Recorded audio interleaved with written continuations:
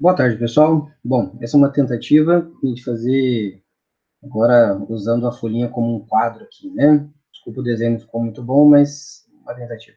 Bom, quais são os tipos de força, então? Né? Então, nós estudamos a questão das leis de Newton, né? Que há, então, uma série de forças, há uma interação, né, entre os corpos. Então, as forças que existem são as seguintes. Falando de algumas delas, né? A primeira força que é importante para mim agora, né, é a força peso. Né? O que é a força peso aí? A peso é essa interação entre o corpo e a terra. Tá? Então, o que acontece? Vou pegar o mote agora da terceira lei de Newton. Tá? Então, a terra puxa o corpo, tá? Existe um corpo de massa M aqui.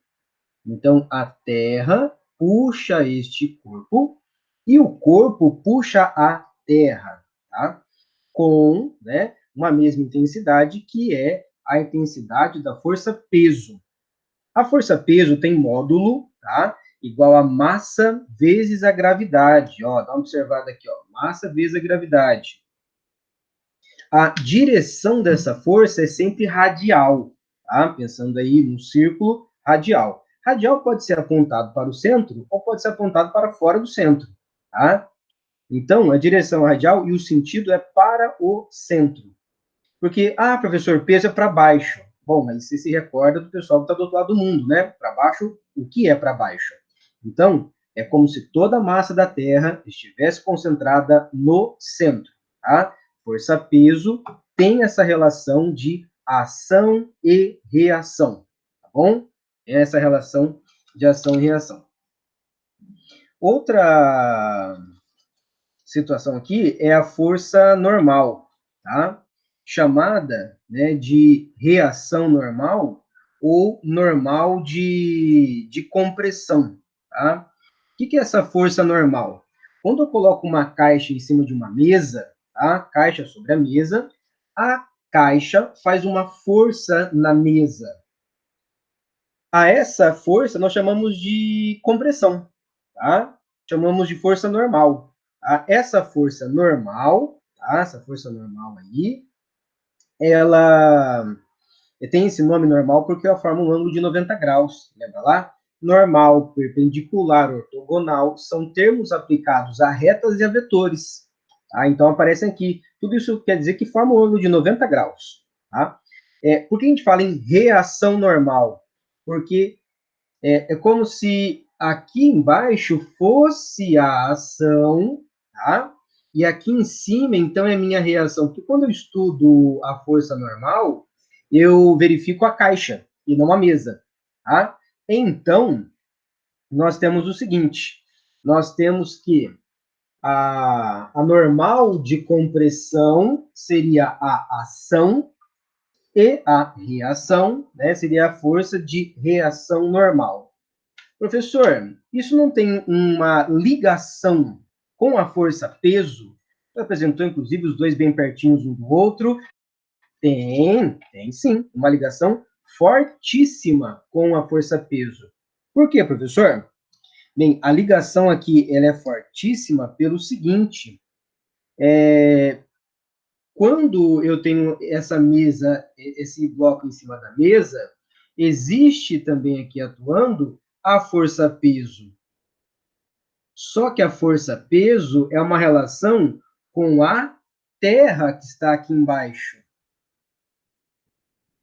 tá? Então, aqui embaixo eu tenho a terra. E a terra tem uma força-peso apontada para cima aqui, tá? Então, a normal e a peso não formam par de ação e reação. Por quê, professor? Porque a normal e a peso atuam no mesmo corpo. Não formam par de ação e reação, tá? Mas é verdade, sim, tá? Que se um corpo estiver em equilíbrio, a normal é igual a peso. Sem dúvida. Professor. Normal é igual a peso, então. Exatamente. Não são pares de ação e reação, tá? Não são pares de ação e reação, porém, o módulo dos dois, quando está em equilíbrio, ele é igual. Bom? Tá, você for um plano inclinado.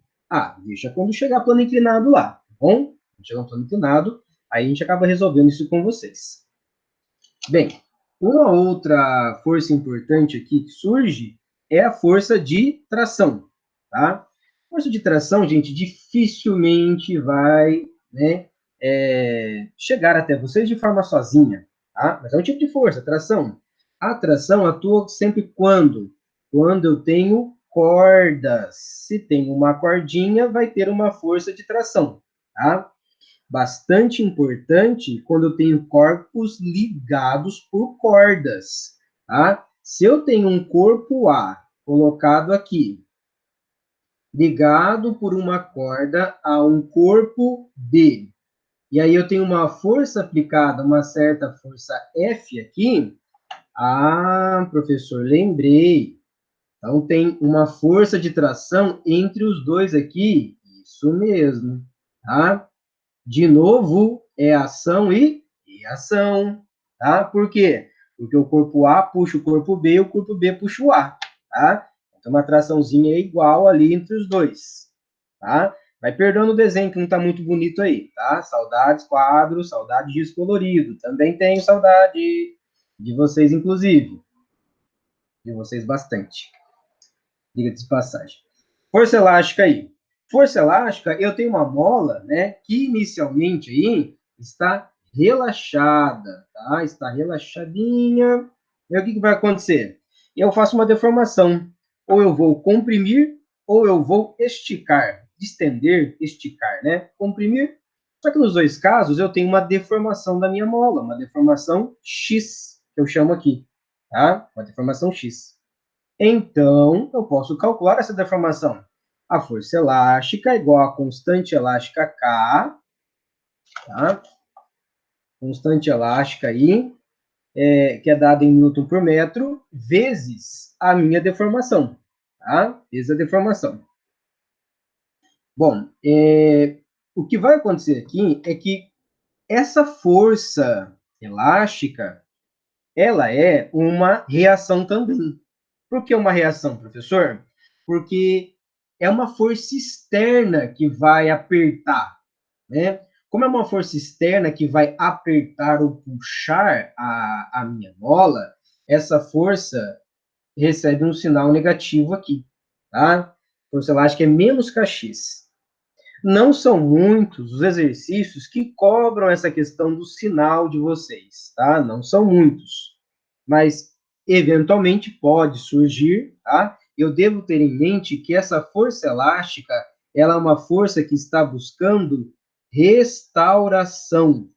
Nossa, professor, que nome bonito, assim, no meio da, né, da aula de física, né? Restauração, vamos restaurar algo. Sim, ora, o que a mola quer? A mola quer ficar relaxada. Quando uma força é aplicada sobre ela, ela atua na direção contrária porque ela quer ser restaurada à situação do início, tá? Então, por isso que nós falamos aqui de força de restauração. A restauração é, ó, apliquei força para distender, ele quer voltar ao normal, ele quer não distender, né? Relaxar aqui, comprimir, ele quer voltar ao normal dele aqui. Bom, por isso falamos em força de restauração.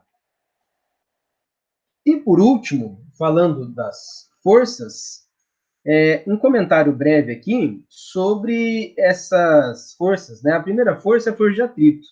Ah, professor, mas eu li na apostila que vai ter um tópico especial. É, isso mesmo, tem um tópico especial sobre força de atrito, porque ela tem características especiais. Tem dois tipos de atrito, né? Um atrito que atua quando o corpo está em movimento, que é chamado de atrito cinético. Um atrito, né? Quando o corpo está parado, que é o atrito estático. Então, a força de atrito, ela é um mundo em si mesmo aí, tá? Então, por isso que eu vou trabalhar com vocês as aplicações das leis de Newton sem atrito, tá? A partir da próxima aula, aplicações das leis de Newton sem atrito. E depois eu coloco atrito à jogada e aplicações das leis de Newton com atrito. Bom? Mas o atrito, né, é o universo em si mesmo aí. A força centrípeta é uma força que aparece quando eu tenho um movimento circular aqui.